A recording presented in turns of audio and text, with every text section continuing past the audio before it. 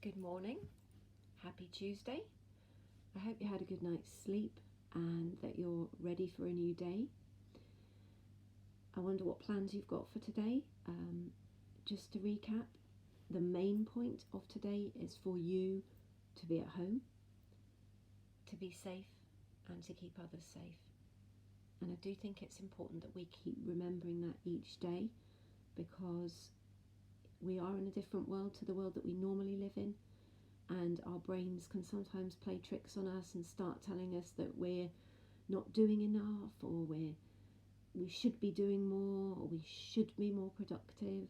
But actually at the moment, our main job is to stay at home, to stay safe and to keep others safe. And so it is important that we keep remembering that message. Now, I don't know about you, but I had a bit of a funny day yesterday, and I found it quite difficult yesterday to remember that that is my most important job at the moment. And my brain was doing things like saying to me, oh, but you haven't done this and you ought to be doing this. And I think that's probably a very normal thing.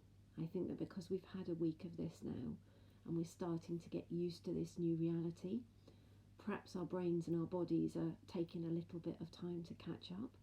So it's important that we tell our brains and our bodies that message over and over. And last week I read a story, and the story was from a very, very clever lady in America called Carol Gray.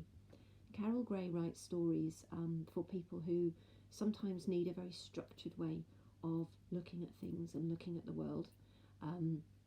They're called social stories, and they're really, really useful if you're having a time where you're feeling a bit confused, or you don't really understand how things are working, or you're looking for kind of structure. And I shared this story last week, and I suddenly realised that I need to hear that story again. So I don't know if you need to hear that story. What I'm going to do now is I'm just going to read it again, just to remind myself and to remind you of why we're here at home. So the story is my story about pandemics and the coronavirus. My story about pandemics and the coronavirus by Carol Gray. This story is about pandemics and the coronavirus. A pandemic is when many people in a large area become sick. A pandemic is usually caused by a new virus. The coronavirus is a virus that is spreading fast and causing a worldwide pandemic now. Viruses are so small that it takes an electron microscope to see them. People can't see if a virus is near them. People are smart.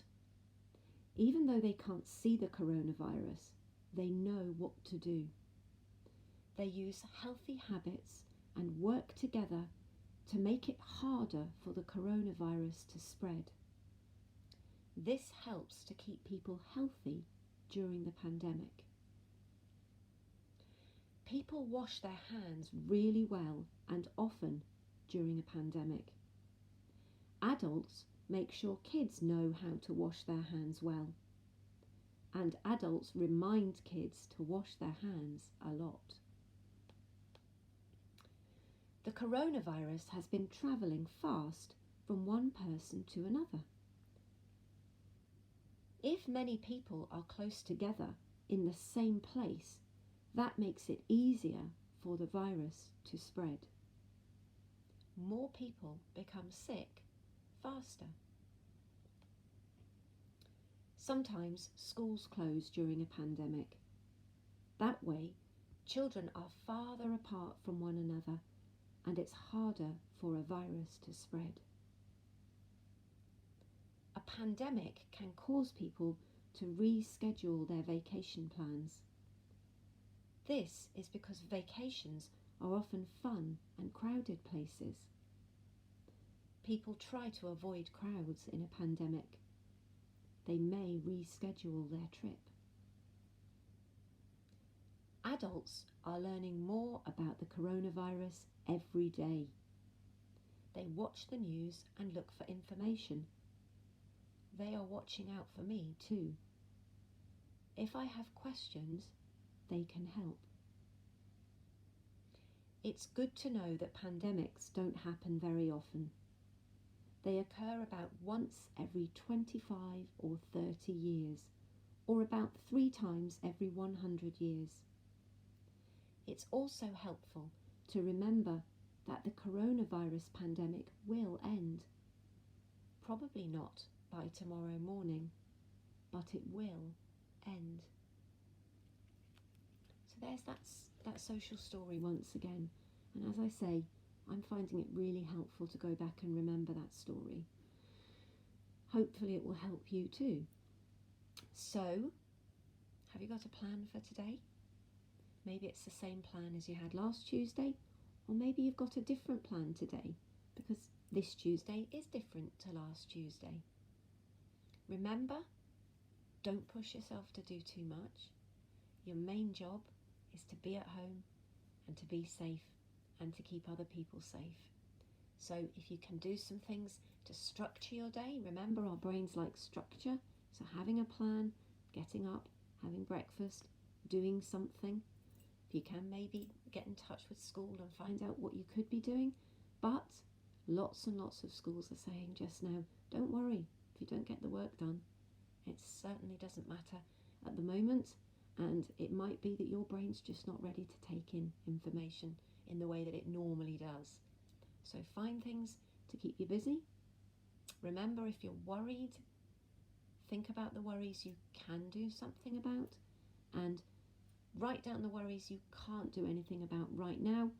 Leave them on a piece of paper, but just get them out there, because it's important that we let our worries out if we're worried about things.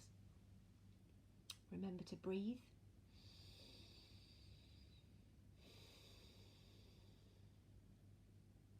And remember, if you can, to do something that gets you moving, because that's good for us if we can move a little bit each day, get our bodies moving. I had a funny thing yesterday, I don't know, I was feeling a feeling and I couldn't work out what it was. And I felt quite flat and quite low and quite grumpy, maybe a bit like a grumpy teenager like I talked about yesterday. And I couldn't really do anything about it, and the breathing wasn't really helping. And then I realised I think I was feeling quite angry. And angry is an emotion that sometimes it can be difficult because it's a big emotion and it's quite a strong emotion. And I used to do a lot of running. So when I was angry, I would go out for a run and I'd pound the streets and I would do all of that. But I can't do that anymore for 2 reasons. The first reason is I couldn't do it anymore anyway before this virus, because I'm old and I've got a bit of a bad back. So I had to give up running, which was a bit frustrating at the time. And now I wouldn't go out running a lot anyway because of where we are. And so anger used to come out through running, and it can't anymore. And so I thought about it last night.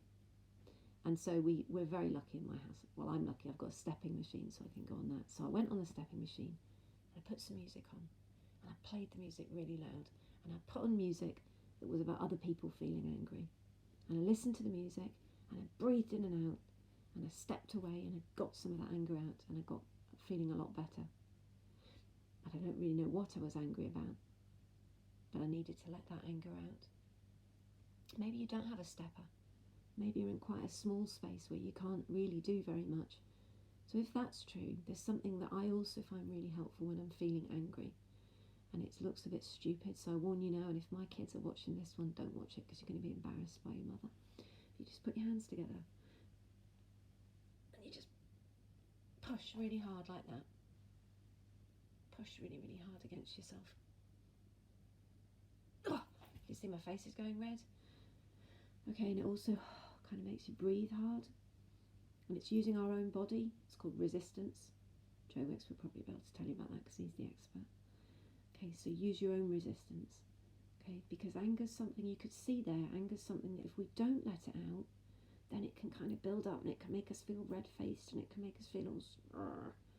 So it's a good thing to let your anger out. If you don't know why you're feeling angry at the moment, that's okay. So remember, it's okay to feel things. It's okay not to know why we're feeling things at the moment. It's important to recognise our feelings, and then it's important to move on. But maybe come back to them and see, how am I feeling today? Am I still feeling angry? Or what am I feeling today? So, have a great day. Stay safe. Stay well. Remember, your most important job just now is doing exactly what you're doing. So well done. Well done for doing it this far. We've got to keep on going for a bit longer until this is over. Take good care. Have a good day.